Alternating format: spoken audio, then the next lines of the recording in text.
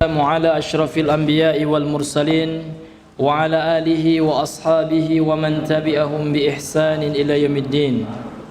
فقال الله تعالى في القرآن العظيم: أعوذ بالله من الشيطان الرجيم. يا أيها الذين آمنوا اتقوا الله حق تقاته ولا تموتن إلا وأنتم مسلمون. وقال أيضا: يا أيها الذين آمنوا اتقوا الله وقولوا قولا سديدا يصلح لكم أعمالكم ويغفر لكم ذنوبكم ومن يطع الله ورسوله فقد فاز فوزا عظيما. أما بعد.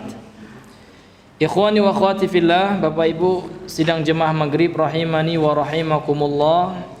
Marilah kita kembali mengucapkan alhamdulillah. Segala puji hanya milik Allah, yang mana pada malam hari ini kita masih Allah berikan kesempatan untuk bisa membaca ayat-ayat suci Al-Quran, mengulang hadis-hadis Nabi yang mulia sallallahu alaihi wasallam dalam rangka untuk menambah keimanan kita, memperkokoh tauhid kita kepada Allah Subhanahu wa taala. Kemudian salawat dan salam, marilah selalu kita bersalawat kepada Nabi yang mulia, Nabi kita yang tercinta, Nabi Muhammad sallallahu alaihi wasallam. Allahumma salli ala Muhammad wa ala ali Muhammad. Taib ayol ikhwah, Bapak Ibu sekalian yang dirahmati oleh Allah Subhanahu wa taala, kembali kita melanjutkan pembahasan kita dari membaca serta menjelaskan sebuah kitab yang ditulis oleh Fadilatul Syekh Dr. Saleh Al-Fauzan hafizahullah taala yang berjudul Al-Mulakhasu fi Syarhi Kitab Tauhid. Ringkasan syarah Kitab Tauhid. Yang mana pada pertemuan yang lalu kita telah masuk kepada bab keutamaan tauhid, yang mana tauhid tersebut bisa menghapus dosa. Kita telah membacakan hadis yang dibawakan oleh beliau dari sahabat Ubadah ibnu Samit, ya, dari sahabat Ubadah bin Samit bin As-Samit. Sudah kita terangkan pada pertemuan yang lalu tentang biografi singkat dari beliau. Kemudian kita lanjut penjelasan Syekh Saleh Al-Fauzan terhadap hadis ini yang dibawakan oleh penulis Syekh Muhammad At-Tamimi dalam kitab beliau Kitabut Tauhid. Dalam hadis ini Rasul sallallahu alaihi wasallam bersabda, "Man syahida an la ilaha illallah." Apa yang dimaksud dengan barang siapa yang bersaksi bahwasanya tidak ada ilah sesembahan yang berhak disembah secara benar kecuali Allah? Apa yang dimaksud dengan bersaksi itu, Pak? Apakah seperti bersaksi orang jual beli? Nah, ini akan beliau jelaskan. Yang dimaksud dengan barang siapa yang bersaksi bahwasanya tidak ada Tuhan sesembahan yang berhak disembah secara benar kecuali Allah, maka yang dimaksud dengan persaksian di sini kata beliau adalah takallama bihadzil kalimati. Yang pertama, dia membicarakan, mengucapkan kalimat ini, baru dikatakan bersaksi. Itu yang pertama. Yang kedua, arifan li ma'naha, dan dia mengerti, memahami makna la ilaha illallah yang dia bersaksi dengannya. Kalau kita bawakan dalam persaksian kita dalam kehidupan dunia kita, ada orang yang bersaksi, saya bersaksi Pak, tapi dia nggak paham dia bersaksi tentang apa. Ini tidak dikatakan orang yang bersaksi itu. Ya, boleh jadi ini saksi yang diberi sogok, yang diberi uang, yang disuap, saksi palsu ini. Jadi orang yang betul-betul bersaksi, dia mengucapkan sesuatu yang dia bersaksi dengannya, kemudian dia mengetahui makna, mengetahui perkara yang dia bersaksi untuk perkara tersebut. Ya, seperti dalam persidangan juga ada saksi, ya. Kalau saksinya itu ya disogok atau saksi-saksi palsu, ya, ini akan ketahuan. Ya, dia nggak paham, ya, dia cuman dibayar Pak, ya, atas kesaksiannya. Dia nggak paham dia bersaksi untuk apa gitu. Jadi begitu pula orang yang bersaksi la ilaha illallah, ya kan, man syahida an la ilaha illallah. Yang pertama dia mengucapkan persaksiannya tersebut, dia mengucapkan la ilaha illallah tersebut. Kemudian yang kedua, arifan li ma'naha, dia memahami, mengerti makna dari la ilaha illallah. Makanya pada pembahasan-pembahasan yang lalu kan sering kita sampaikan tentang makna wa syuruti, makna wa syurutu la ilaha illallah wa arkanuhu, ya, makna syarat rukun-rukun la ilaha illallah. Ada pembahasan yang akan dibahas nanti dalam buku ini juga akan disinggung, ya. amilan bimuqtadaha zahiran wa batinan. Nah, kemudian orang yang bersaksi itu juga mengerjakan konsekuensi dari persaksiannya. Kalau dia bersaksi tidak ada Tuhan, tidak ada sesembahan yang dipertuhankan secara benar kecuali Allah, maka ketika dia dikatakan benar persaksiannya, ketika dia melaksanakan konsekuensi tuntutan daripada pengucapannya terhadap kalimat tersebut. Makanya orang yang bersaksi itu yang ketiga, amilan bimuqtadaha, dia mengamalkan konsekuensi dari persaksiannya tersebut, zahiran wa batinan, baik secara zahir, secara tampak dalam perbuatannya sehari-hari, ya, kemudian secara batin dalam hatinya dia juga membenarkan la ilaha illallah. Barulah benar seseorang dikatakan man syahida an la ilaha illallah, barang siapa yang bersaksi sesungguhnya tidak ada Tuhan sesembahan yang berhak disembah secara benar kecuali Allah. Itu maknanya. Jadi ya bapak-bapak yang dirahmati oleh Allah Subhanahu wa taala, tiga hal ini harus ada dalam persaksian seseorang yang betul-betul ikhlas mengucapkan la ilaha illallah. Dia ucapkan dengan lafalnya, dilafazkan ya, la ilaha illallah. Ya tidak hanya dizikirkan terus sih Pak ya. Setiap sholat dizikirkan, tapi nggak mengerti maknanya apa Pak, mana la ilaha illallah itu. Ya, apa konsekuensi dari la ilaha illallah? Apa rukun dan syarat-syaratnya? Karena la ilaha illallah itu kan rukun iman Pak. Rukun iman itu mengucapkan dua kalimat syahadat, mendirikan sholat, membayar zakat, ya kan, kemudian berpuasa di bulan Ramadan dan menunaikan ibadah haji.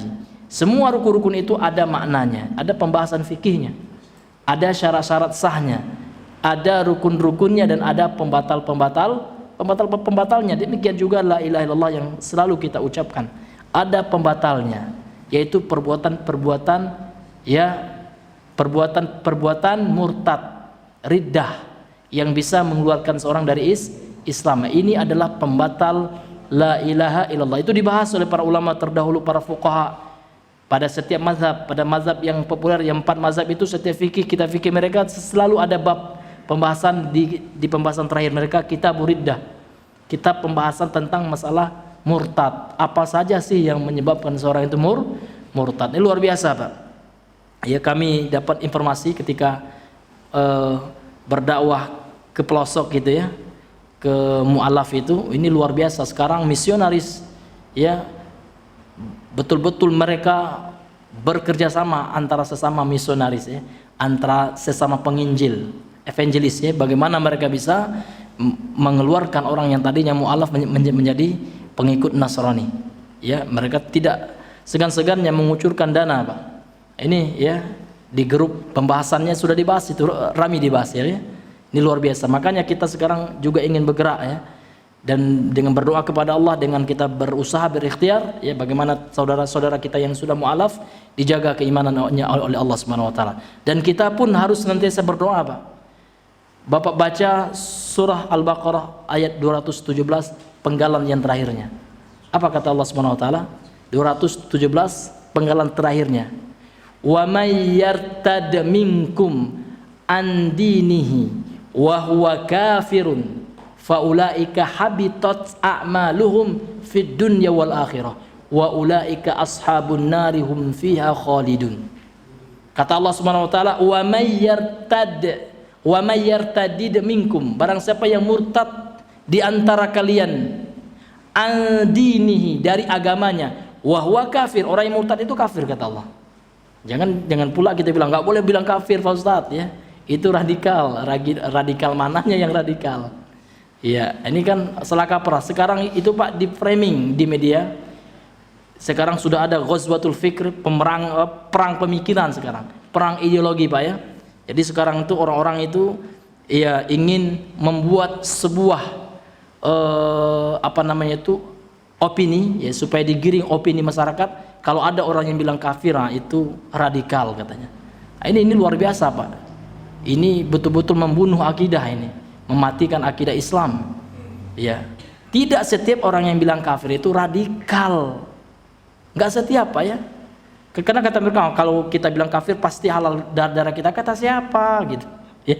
Orang kafir itu bertingkat-tingkat Pak D ya. Yang pertama ada kafir harbi. Kafir yang memerangi kita, penjajah, itu yang harus kita perangi, Pak. Jadi ada orang kafir non muslim, dia ingin menjajah kita, dia ingin membunuh kita, dia ingin merampas harta kita, mengambil tanah air kita. Itu para pejuang dahulu mengatakan jihad itu jihad yang syar'i.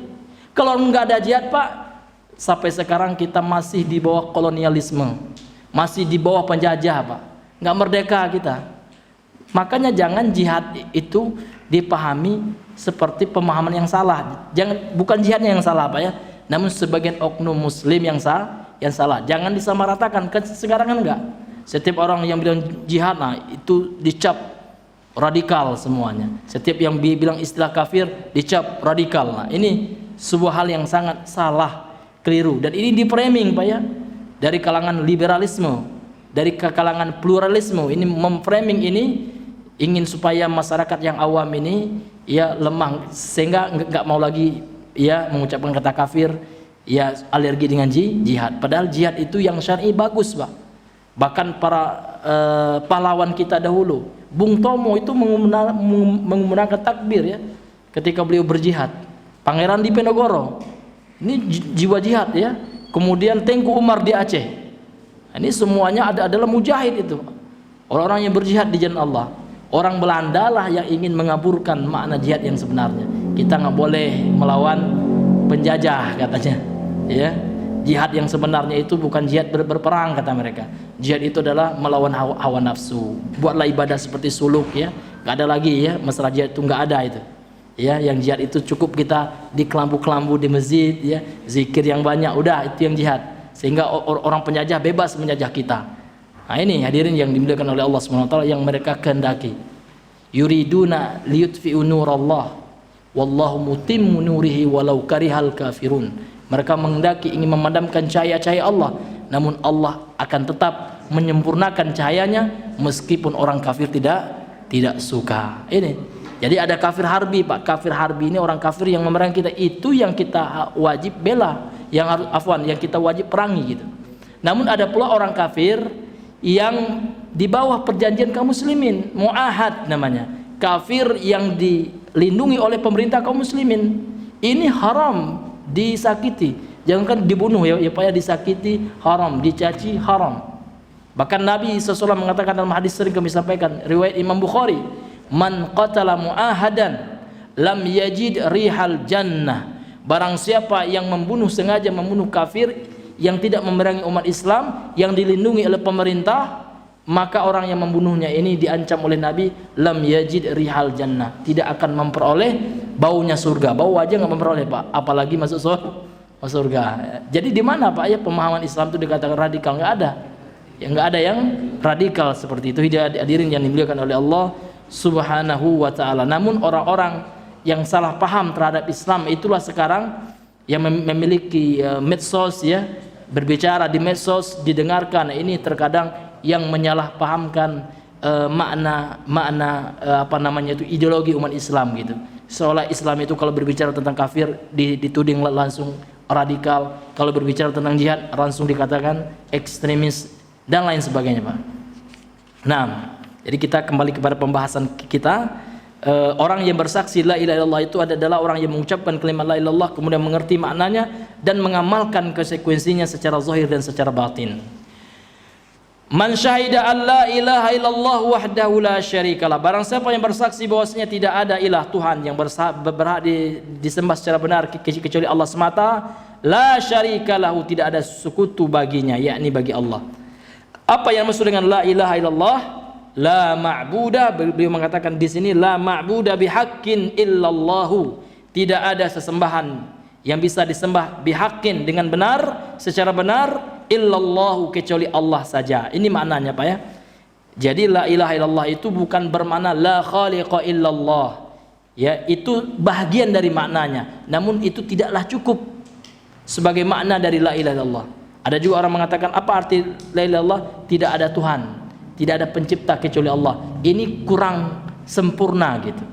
Kenapa, Pak? Ya karena ternyata orang kafir Quraisy pada zaman Nabi yang mulia sallallahu alaihi wasallam ketika ditanya siapa yang menciptakan kalian, ya kan, wa idza sa'altahum, kalau engkau bertanya kepada mereka wahai Muhammad, kata Allah dalam Al-Qur'an, man khalaqas samawati wal ard, Siapa yang telah menciptakan langit dan bumi? La yaquluna Allah. Mereka akan mengatakan Allah. Sehingga ya tidak sempurna kalau seandainya la ilallah itu dipahami hanya, ya ini bagian dari maknanya benar itu ya, tauhid rububiyah betul. Namun tidak hanya itu maknanya. Di antara maknanya itu adalah tidak ada sesembahan yang berhak disembah secara benar. Zat ilah itu sesembahan ya, kecuali Allah Subhanahu wa taala. Wahdahu la syarikalah. Jadi wahdahu ini secara ilmu bahasa Arab dalam ilmu nahwu ya, ini masdar dari kata wahada yahidu wahdan ya, wahidun. Ini masdar ya Pak ya. Namun masdar di sini bermakna hal. Makanya beliau mengatakan di sini wahdahu ini sebagai halun muakkidun lil isbati. Ini sebagai keadaan tentang Allah itu ya. Keadaannya apa? Wahdahu, Allah semata gitu. Jadi la ilaha illallah wahdahu, tidak ada sesembahan Tuhan yang berhak disembah, dipertuhankan secara benar. Wahdahu, ya kan? Illallah, kecuali Allah. Wahdahu, semata. Kecuali Allah dalam konteks Allah saja gitu. Allah semata. Allah satu-satunya bisa juga. Karena berasal juga dari kata wahid. Wahid itu kan satu, Pak ya. Jadi tidak ada yang berhak disembah, dipertuhankan secara benar kecuali Allah satu-satunya. Bisa kita artikan wahdahu, satu-satunya. Semata bisa juga, Allah semata. Artinya Allah saja gitu. Ini sebagai hal muakkidun ya. Ini sebagai taukid ya, penguat lil isbati, untuk menetapkan bahwasanya hanya Allah lah zat satu-satunya yang layak disembah, yang layak diberikan peribadahan kepadanya. Yang lain tidak boleh. Adapun yang disembah selain Allah banyak, Pak. Alihah, bahkan disebutkan dalam Al-Qur'an dengan sirah atau dengan bentuk kata jamak. Kalau tunggalnya ilahun, jamaknya alihatun. Jamak taksir ya. Alihah, banyak yang disembah oleh manusia. Namun semua yang banyak tersebut batil ya, salah. Ya, itulah yang taghut itu, Pak ya. Jadi taghut itu bukan pemerintah ya. Taghut itu Pak Jokowi, nauzubillah ya. Yang taghut itu adalah segala sesuatu yang disembah selain Allah. Ya, patung yang dipertuhankan bisa, sesajen yang diagung-agungkan. Ya, roh orang tua lalu yang dikeramatkan, yang disucikan, yang bisa meminta kepadanya. Ya kan? Nah, ini termasuk taghut ini. Ya, yang disembah ini. Jadi nyembah itu Pak tidak hanya kita sujud, enggak. Nyembah itu kita berdoa kepadanya, meminta sesuatu yang tidak bisa dikabulkan hanya oleh Allah, namun kita minta kepadanya. Ini juga termasuk menyembahnya. Ya, termasuk menyembah sesuatu itu.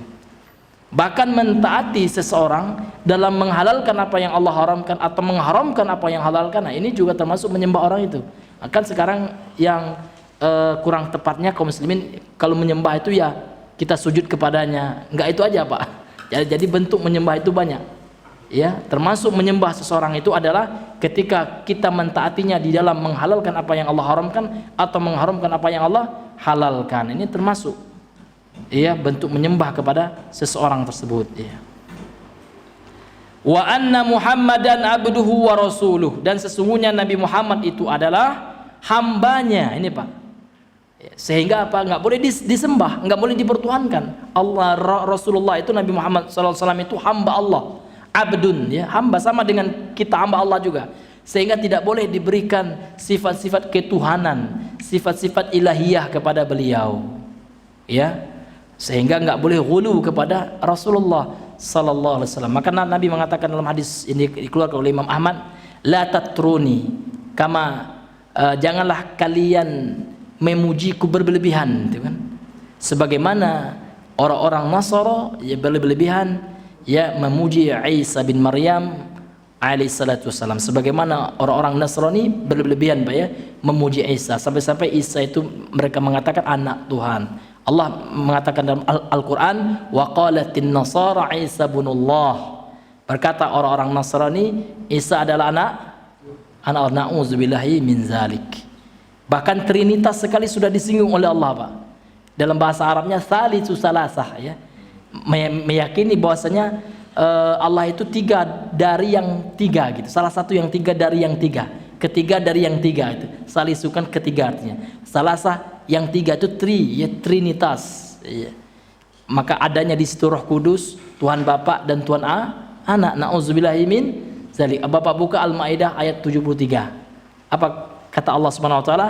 Laqad kafara alladzina qalu innallaha tsalitsu salasatin. Maka sungguh telah kafir, kata Allah. Ini bukan kata saya, Allah yang mengkafirkan gitu. Barang siapa yang mengucapkan Allah itu salah satu unsur yang tiga gitu. Salah satu bahagian dari yang tiga.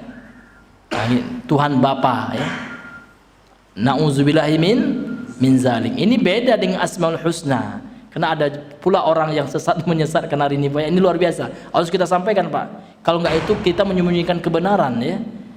Asmaul Husna itu lebih trinitas dari trinitas lagi. Nauzubillah, enggak paham dia trinitas itu apa, Pak, gitu ya. Ya, trinitas itu membagi zat Allah yang dibagi. Ya kan, bahwasanya ada Tuhan Anak, Allah dikatakan beranak dalam keyakinan Trinitas, dalam konsep Trinitas gitu. Baca itu Trinitas. Bukan Asmaul Husna. Asmaul Husna itu nama-nama Allah. Allah itu memiliki nama. Ya kan? Bahkan Allah itu dalam Al-Qur'an memiliki 99 nama. Dan dalam akidah Ahlussunnah nama Allah itu lebih ya. Yang 99 itu yang Allah sebutkan saja. Namun masih ada yang nama-nama Allah yang Allah sembunyikan, yang hanya Allah yang mengetahui. Ya. Banyaknya nama Allah ini tidak berkonsekuensi atau tidak melazimkan Allah itu zatnya banyak. Enggak apa ya. Beda Allah dengan manusia. Manusia mungkin namanya hanya beberapa saja ya. Seperti itu. Bahkan ya manusia aja namanya satu orang terkadang ada beberapa nama ya. Ada namanya panggilannya waktu kecil gitu. Ada nama kunyahnya, ada lakopnya, gelarnya gitu ya. Mungkin orang Pariaman Sultan biasanya ya. Sultan Rajonan, apa namanya istilah itu? Rajonan Gadang itu namanya juga, padahal namanya Iwan misalkan, tapi gelarnya Sultan lah gitu ya. Iya, gitu Pak. Jadi manusia saja terkadang satu orang manusia ada beberapa namanya. Ini Allah melebihi itu semua. Ini hadirin yang dimuliakan oleh Allah Subhanahu Wa Taala. Jadi kalau ada orang yang mengatakan itu termasuk Trinitas, ini orang nggak paham ya. Gak paham apa itu Trinitas, hadirin yang dimuliakan oleh Allah Subhanahu wa taala. La syarika lahu. Nah, ini ta'kidun lin nafsi. Ini adalah penegas dari penafian bahwasanya tidak ada Tuhan yang berhak disembah, tidak ada sesembahan yang berhak disembah secara benar kecuali Allah. La syarika, tidak ada sekutu. Syarik itu artinya sekutu. Lahu baginya, yakni bagi Allah Subhanahu wa taala. Allah tidak memiliki sekutu, Pak. Sekutu itu konco ya. Sekutu itu teman ya. Apa namanya itu yang dia bekerja sama dengannya. Jadi Allah nggak ada sekutu, Pak ya. Allah mampu menciptakan langit dan bumi ini tanpa bantuan apapun gitu. Ya. Allah maha kuasa gitu. Allah maha mengetahui, maha besar, Pak. Nggak butuh, tidak berhajat kepada makhluknya. Kita yang berhajat kepada Allah. Berhajat itu artinya butuh, Pak ya. Kita yang butuh kepada Allah. Allah ghaniyun, ya kan? Anil alamin. Allah itu nggak butuh ya alam semesta ini. Kita termasuk daripada alam. Malaikat alam ya, termasuk alam juga. Sesuatu yang selain Allah itu adalah alam. Allah nggak butuh kepada makhluknya. Allah itu maha tunggal. Sendirinya Allah bisa menciptakan langit dan bumi ini. Namun memang ada makhluk Allah yang Allah tugaskan, bentuk ibadahnya seperti itu. Menurunkan wahyu, misalkan malaikat Jibril tugasnya, itulah ibadah malaikat Jibril itu. Ya kan? Ada juga malaikat yang malakul maut ya, malaikat penjabut nyawa. Itulah tugasnya. Enggak ada pun malaikat ini Allah sendiri mampu, Pak ya, mencabut nyawa itu. Namun tugas malaikat itu, ibadahnya malaikat itu seperti itu. Ya, ibadah ketaatan, bentuk ketaatan yang kepada Allah adalah dengan mencabut nyawa seseorang yang telah Allah izinkan untuk dicabut dan seterusnya gitu, Pak. Nah, jadi ini enggak ada, Pak ya, enggak ada istilahnya. Bapak kalau baca buku-buku sufi ya, wali kutub itu adalah yang ikut mengatur alam semesta ini bersama Allah. Ini syirik ini. Ini diyakini nih, Pak, oleh orang-orang sufi, oleh orang-orang yang gila wali. Wali itu memang ada, Pak, namun berlebihan sampai mengatakan wali itu ikut serta dalam mengatur alam semesta ini. Bahkan sebagian mereka mengatakan wali ya bisa menciptakan janin ya dalam rahim seorang wanita. Nauzubillah min zalik. Bahkan mereka juga mengatakan Ini ada buktinya Pak dalam kitab-kitab mereka. Mereka mengatakan wali itu ada yang memiliki kuasa seperti kuasa Allah, menciptakan sesuatu dengan kalimat kun, jadilah gitu. Ini Pak ya, ada mereka mengatakan ada wali seperti ini. Nauzubillah, ini semuanya adalah sumber-sumber kesyirikan. Nauzubillahi min zalik ya. Wa anna Muhammadan, dan sesungguhnya Nabi Muhammad, ai syahida, yaitu dia bersaksi, anna Muhammadan, sesungguhnya Nabi Muhammad sallallahu alaihi wasallam, abdu, hambanya. Apa yang dimaksud dengan hamba itu Pak? Dijelaskan oleh beliau, oleh Syekh Shalih Al Fauzan di sini hafizahullah, mamlukuhu wa abiduhu. Mamlukuhu ya, sesuatu yang dikuasai gitu ya. Ada maliknya. Mamluk itu yang dikuasai oleh malik. Malik itu penguasa ya. Jadi pada zaman perbudakan, kalau di zaman sekarang kan sudah nggak ada lagi ya perbudakan itu, karena perbudakan itu berasal dari orang-orang yang ditawan ketika peperangan gitu. Namun perangnya perang syar'i Pak ya, bukan perang sesama umat Islam, itu enggak ya. Ya, yang ditawan tidak bisa dikatakan status budak ya. Jadi kita ini budak Pak ya, namun bukan budak manusia, namun budaknya Allah. Allah itu malik kita, tuan kita, Allah itu penguasa kita. Jadi seorang budak nggak boleh Pak ya, nggak boleh banyak tanya. Kalau Allah suruh sholat, ngapain sholat ya Allah, nggak boleh ya kan. Ini namanya budak yang durhaka ini Pak ya. Kita ini budak Allah Pak, kita mentaati apa yang Allah perintahkan dan kita melaksanakan apa yang Allah larang, dan kita menundukkan diri kita kepada Allah. Kita tundukkan betul. Kita ini hina di hadapan Allah. Di hadapan Allah kita wajib hina Pak, tapi di hadapan manusia jangan Pak ya. Pontang-pontang di orang kaya ya, kita hina kali jangan Pak ya. Orang yang mulia di sisi Allah itu bukan yang kaya, namun orang yang bertakwa gitu. Sama orang soleh aja nggak boleh kita menghinakan diri Pak. Kita beradab dengan orang soleh sesuai dengan adab yang Allah tetapkan, yang Rasulnya tetapkan. Ya nggak boleh kita membungkuk ya seperti orang Jepang tuh Pak ya. Nampak orang yang salam, yang nggak boleh seperti itu. Karena pernah ada sahabat yang seperti itu, nama al-inhina, membungkuk ya. Ada sahabat yang seperti itu, Nabi marah. Kata Nabi jangan ya. Membungkuk itu, ruku itu hanya kepada Allah Subhanahu wa taala. Ada pula sahabat yang sengaja berdiri ya menghormati Nabi juga marah. Kalau seandainya ada orang pembesar ya kan yang datang, kalian sengaja berdiri untuk menghormatinya, ini termasuk tradisi jahiliyah. Ini disebutkan dalam hadis sahih.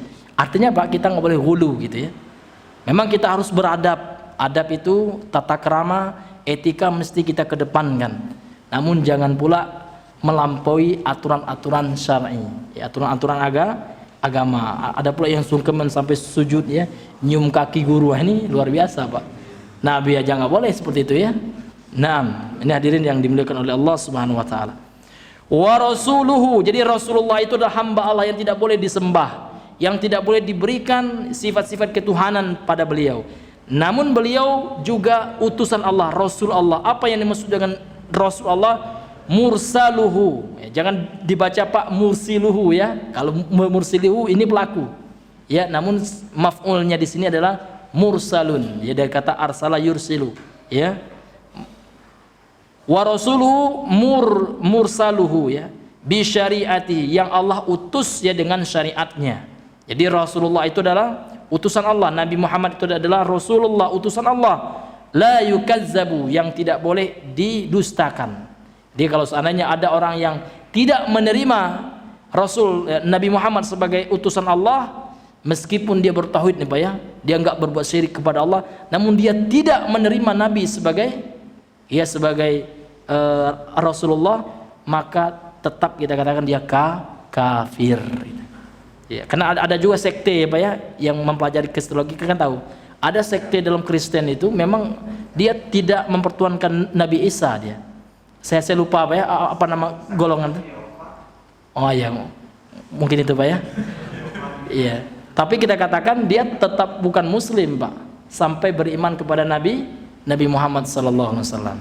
Ya, meskipun dia tidak menganggap Nabi Isa sebagai anak Tuhan, Nabi Isa hanya sebagai nabi, namun dia ingkar kepada Nabi Muhammad, tetap kafir.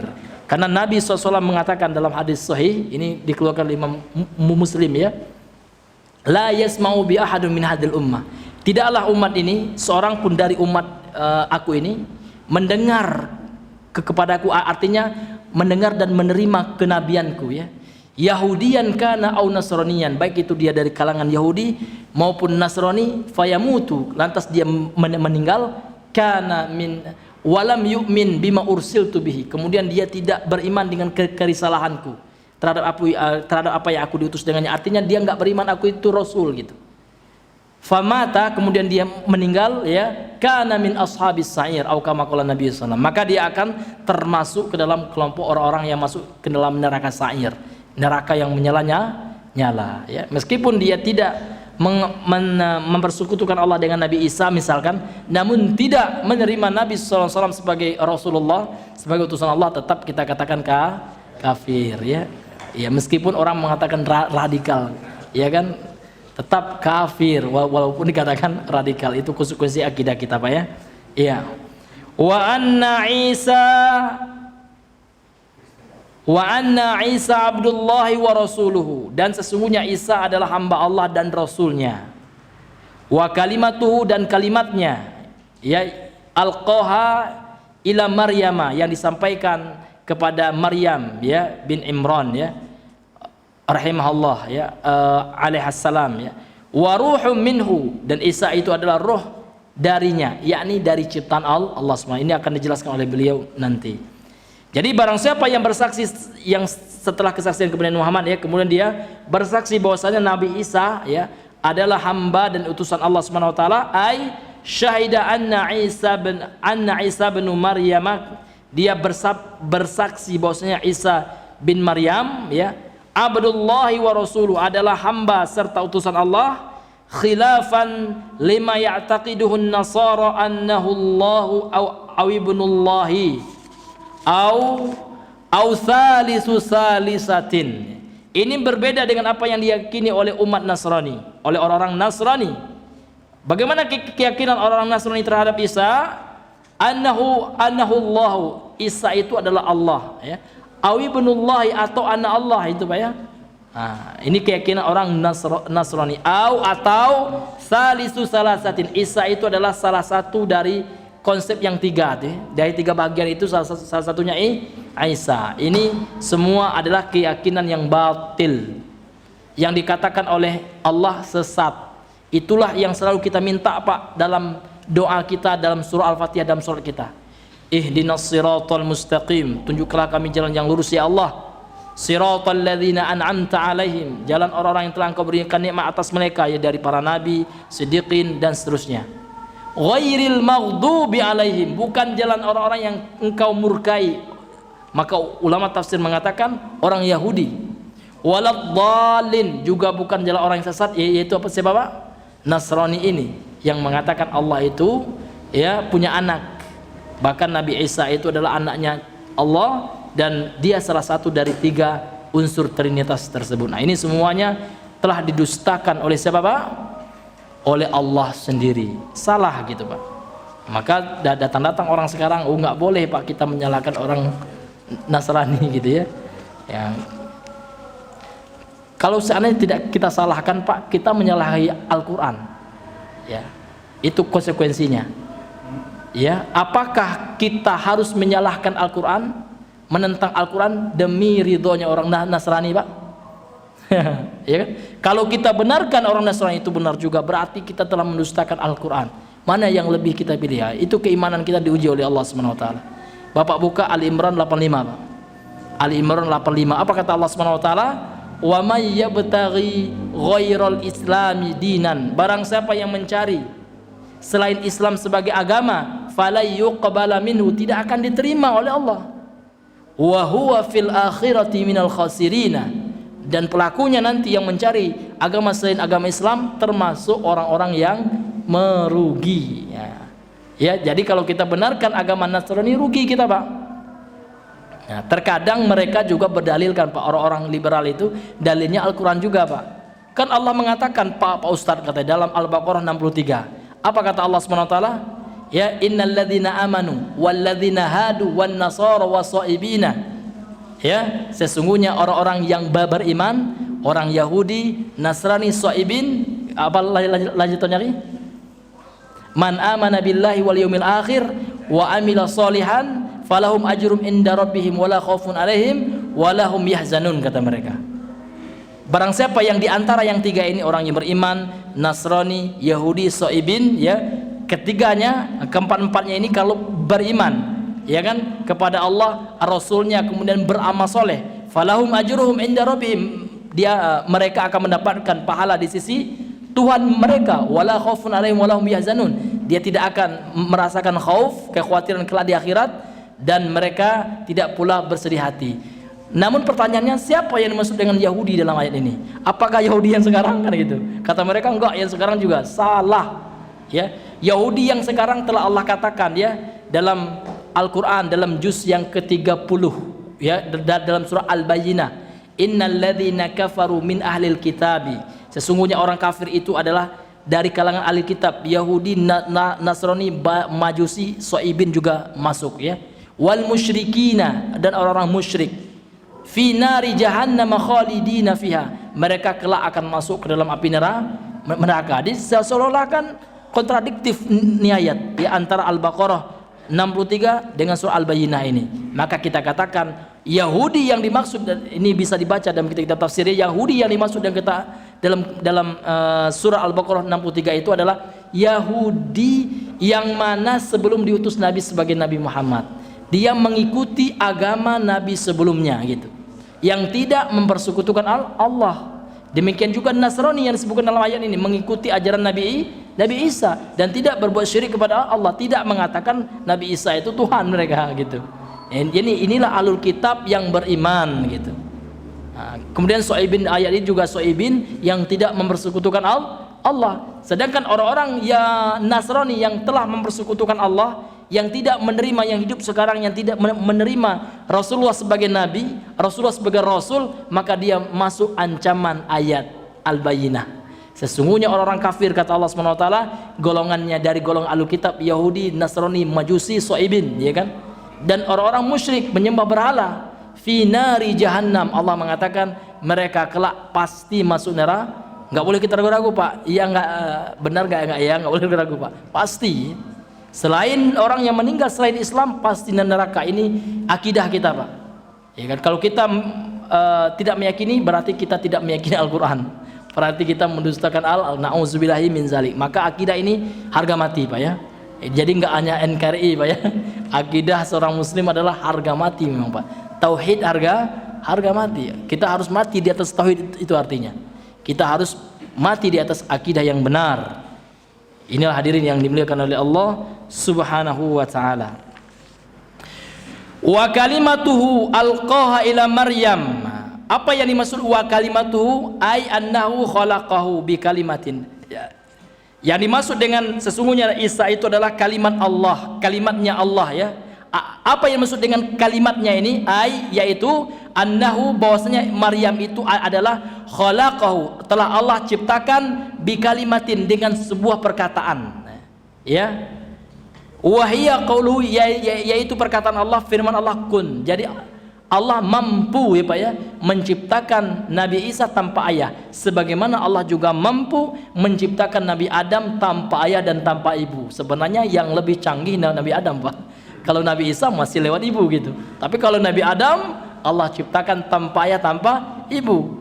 Jadi kalau dalil orang Nasrani, kan Isa kan anak Tuhan, kan nggak ada ayahnya. Kalau seperti itu Adam lebih jadi anak Tuhan, Pak. Ya kan? Ibunya juga nggak kati, gitu ya. Ayah dan ibunya nggak ada, gitu. Tapi orang Nasrani nggak ada yang meyakini, ya, Adam juga anak Tuhan, cuma Nabi Isa aja, kan kewit gitu istilahnya, kalau bahasa Jambi, ya. Nggak adil, tapi ya, standar ganda seperti itu, ya. Makanya akidah mereka keliru, ya, salah, sesat dan menyesatkan. Inilah hadirin yang dimuliakan oleh Allah. Alqaha ila Maryam, yang Allah berikan kepada Maryam. Apa maksudnya? Arsala biha Jibril ilaiha. Allah mengutus dengannya, yaitu Jibril kepadanya, yakni kepada Maryam. Jadi Allah mengutus sebuah, dengan perkataan kun itu Allah utus setelah itu Jibril, ya, kepada Maryam. Fanafakha fiha, kemudian Jibril meniupkan pada Maryam min ruhihi al makhluqati. Lihat, dari roh makhluqah, dari roh yang telah Allah ciptakan, bukan bagian dari zat Allah ini. Nah, ini keyakinan orang Nasrani, ya. Isa itu ruh Allah. Ruh Allah itu maksudnya apa katanya? Ruh bagian dari zat Allah. Nauzubillah, Pak.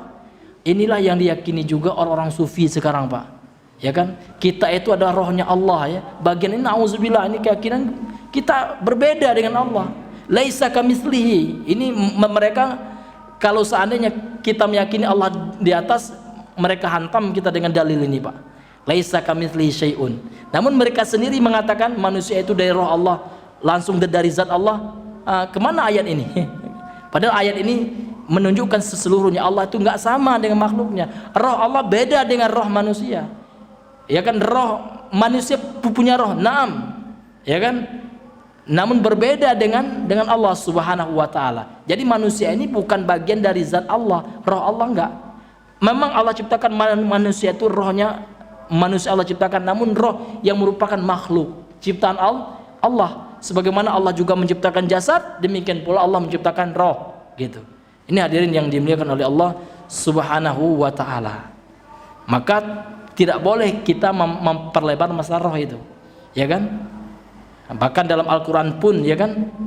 Kalau seandainya mereka bertanya kepada engkau wahai Muhammad tentang roh, ya. Ya, maka katakanlah ya, Allah Subhanahu wa taala hanya memberikan sedikit ilmu kepada nabi aja, sedikit. Wa ma utitu minal ilmi illa qalila wa yas'alunaka 'anir ruh. Ya kan? Mereka bertanya kepada engkau wahai Muhammad tentang roh. Qulir ruhu min amri rabbi. Katakanlah wahai Muhammad, qulir ruh, roh itu min amri rabbi, ini adalah urusan Tuhanku. Wa ma utitu minal ilmi illa qalila. Tidaklah aku diberikan ilmu tentang roh ini kecuali sedikit gitu. Nah, jadi ini adanya yang dilakukan oleh Allah Subhanahu wa taala. Kesesatan orang Nasrani adalah ketika mereka mengatakan Nabi Isa itu betul-betul roh dari zat Allah. Demikian juga orang yang meyakini seperti keyakinan ini.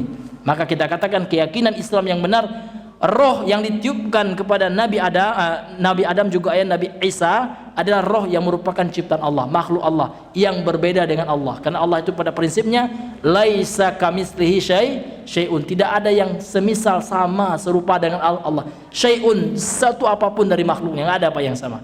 Karena Allah itu adalah mukhalafatuhu lil hawadits, berbeda dengan makhluknya, enggak sama dengan makhluknya gitu. Ini hadirin yang dimuliakan oleh Allah Subhanahu wa taala. Biiznillahi azza wa jalla, dengan izin Allah azza wa jalla. Wa ruhun minhu, gitu ya. Apa yang dimaksud dengan ruh? Ai anna Isa alaihi salamu ruhun minal arwahil lati khalaqaha Allah taala. Yaitu sesungguhnya Nabi Isa atasnya keselamatan adalah Allah ciptakan ruh, gitu ya, dari arwah-arwah yang khalaqaha Allah, yang telah Allah ciptakan dari makhluk Allah itu. Ruh yang merupakan makhluk Allah, bukan bagian dari zat Allah. Ini harus kita perhatikan itu, Pak ya. Bukan bagian dari sifat Allah, tidak. Nah, jadi ada ruhullah, misalkan ruhu minhu, penyandaran ruh, ya kan, penciptaan Nabi Isa kepada Allah. Ini dalam bab idafatul makhluki ilal khaliq, ya, penyandaran makhluk kepada khaliq, kepada sang pencipta.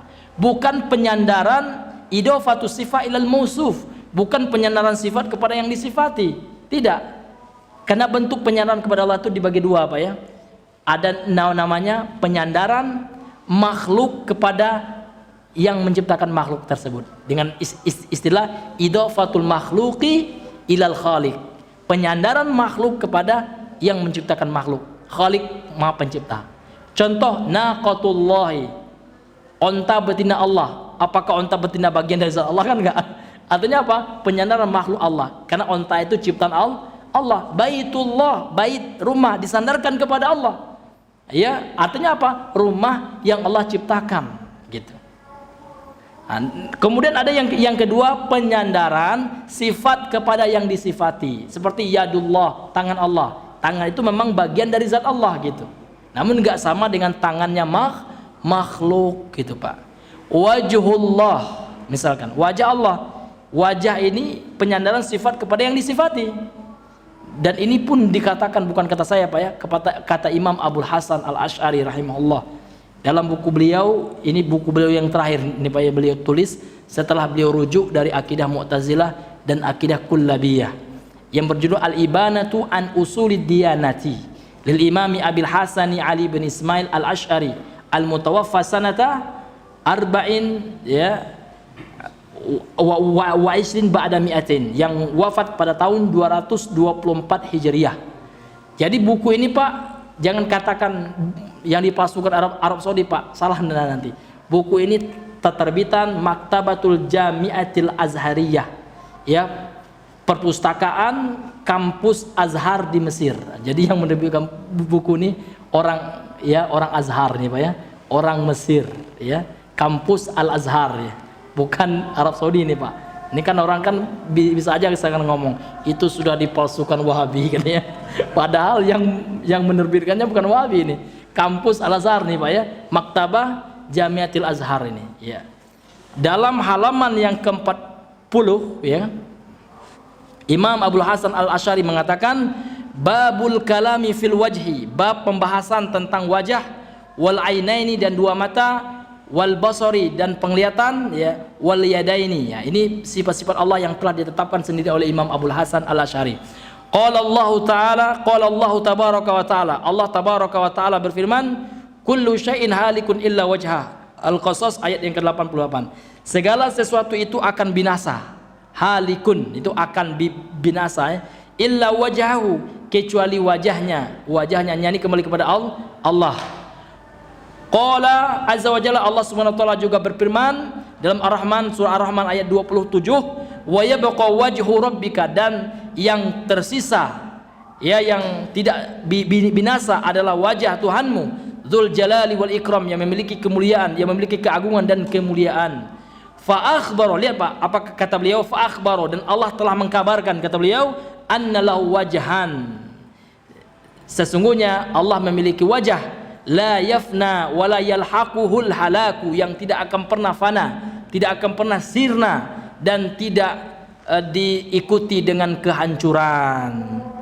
Nah itu Pak ya, ini Imam Abul Hasan sendiri ya, Imam Abul Hasan sendiri yang dinisbatkan akidah beliau oleh kebanyakan orang Asy'ari sekarang, namun Asy'ari sekarang bertolak belakang dengan akidahnya Imam Abul Hasan Al-Asy'ari sendiri. Jangan katakan itu buku karangan Wahabi, enggak. Ini yang menulisnya, yang mencetaknya orang Mesir nih. Kalau ingin protes ya, tolong periksa, cross check, tabayun kepada orang Azhari Pak ya.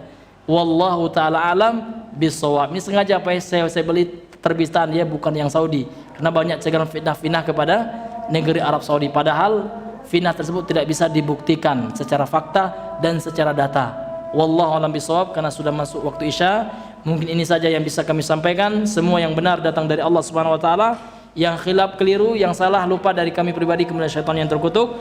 Subhanakallahumma wa bihamdika asyhadu an la ilaha illa anta astaghfiruka wa atubu ilaik. Assalamualaikum warahmatullahi wabarakatuh.